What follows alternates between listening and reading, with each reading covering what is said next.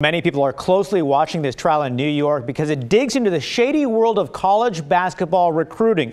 The trial involves an Adidas executive accused of wire fraud related to paying a student athlete to attend the University of Louisville. Earlier this week, his lawyer dropped a bombshell, accusing the University of Oregon of also trying to pay that same player. But today, a Yahoo Sports reporter said the player's father didn't recall discussing any offer from Oregon with an agent.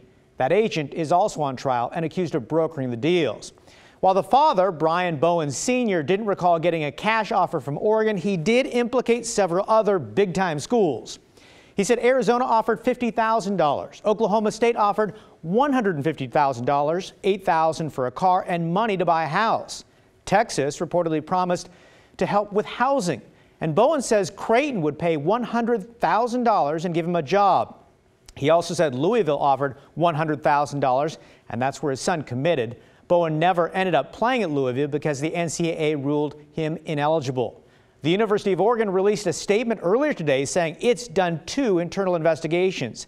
It said in part, based on all of the information currently available, we feel confident that Coach Dana Altman and members of his staff uphold the highest standards of integrity in recruiting.